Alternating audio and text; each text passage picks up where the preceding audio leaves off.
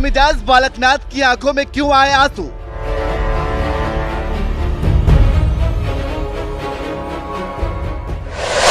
अपने इस समाज से ऐसी क्या नाराजगी छलक पड़े आंसू?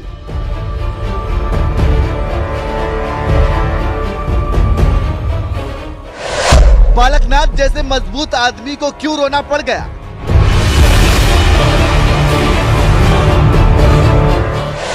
क्या बालकनाथ के अपने ही लोग नहीं देंगे उनका साथ?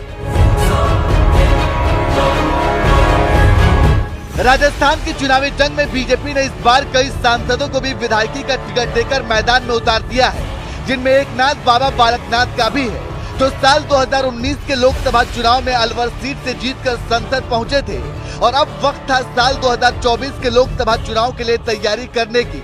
लेकिन उससे पहले ही बीजेपी ने बालकनाथ को अलवर की तिजारा विधानसभा सीट से टिकट देकर मैदान में उतार दिया।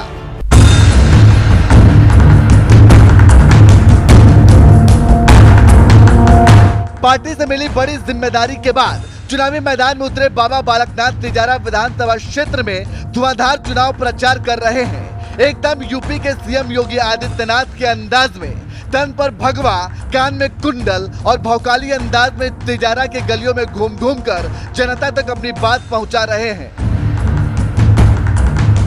हम विरोधी हैं तो केवल उनके जो सांप्रदायिक माहौल को बिगाड़ने का काम करते हैं, जो गुंडागर्दी करते हैं, चोरी चपाटी करते हैं, उनके हम दृढ़ विरोधी हैं। और मैं ये कहना चाहता हूं कि 3 तारीख के बाद में अगर ऐसा कोई काम करता है तो तिजारा की सीमाओं से बाहर चला जाए, राजस्थान में दूसरी विधानसभा में भी ना जाए। ऐसा नहीं कि यहाँ से किशनगढ़ चला जाए या किसी और से जाए, कहीं भी नहीं। या तो वो अपना बुरा काम छोड़कर अपने देश में अपने लोगों के विकास के लिए चिंता करे और मेहनत कर अपने जीवन को आगे बढ़ाए। धुआंधार चुनाव प्रचार कर रहे योगी बालकनाथ को इसी दौरान एक पंचायत में गुज्जर समाज के लोगों के बीच अपनी बात रखने का मौका मिला, जिनसे बात करते करते सख्त मिजाज वाले बाबा बालकनाथ अचानक भावुक हो गए और उनकी आंखों से आंसू बहने लगे। मैं आप लोग मेरे साथ हो, कोई बात नहीं, मैं जीत भी जाऊं तो मैं हार गया।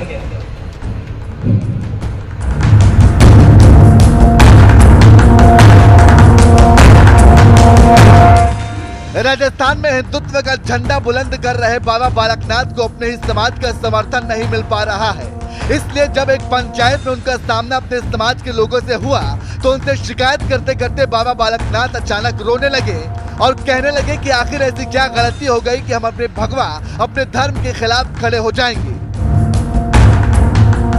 पहली बात तो मंत्री जी कि क्या दिक्कत क्या है, कौन सा झगड़ा है? भाई किसी समाज ने गलती करी है, पिछले चुनाव की कोई बात हो और किसी से आपस में कोई बात हो, क्या इतनी बड़ी गलती हो गई कि हम अपने भगवा, अपने धर्म के विरुद्ध खड़े हो जाएंगे? मतलब कि गलती इस भगवान ने कर दी कोई या हमारे धर्म ने कर दी कोई? जवाब दो मुझे भाई, युवा साथी खड़े, जवाब दो भाई। मेरे में 100 गलती होंगी,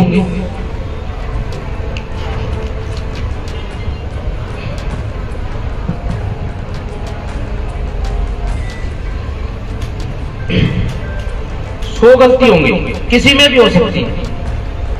कोई बात का झगड़ा, कोई कब की बात, कोई कब की बात, या कोई आगे की रणनीति होगी, जो भी होगा मान लिया।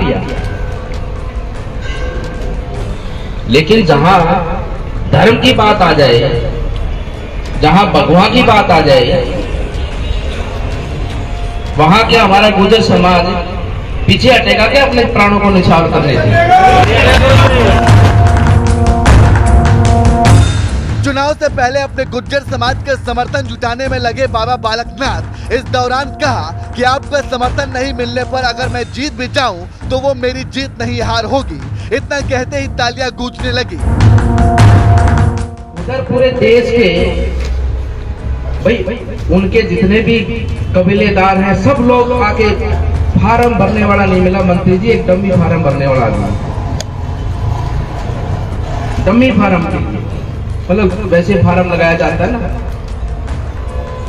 और वो आदमी ना उनको जानता ना पहचानता। ऐसे आदमी से बात की जिनके 2-2 पीढ़ी हो गए, हमारे भाइयों के नौकरी करते हैं, उनके साथ उनका व्यवहार चलता है, वैसे आप ये नहीं कर सकते।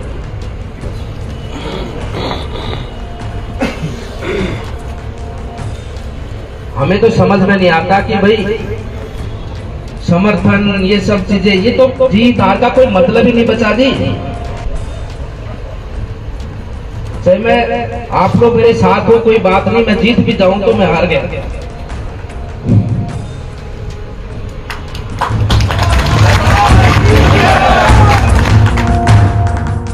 राजस्थान में 25 नवंबर को वोट डाले जाएंगे, इसलिए चुनावी तारीख से पहले ही बाबा बालकनाथ ने अपने समाज को मनाने की पूरी कोशिश की, जिससे उनकी जीत में कोई कसर न रह जाए। लेकिन सबसे बड़ा सवाल तो यही है कि क्या गुज्जर समाज बाबा बालकनाथ के आंसुओं का मोल चुकाएगा और उन्हें तिजारा से जीत दिलाएगा?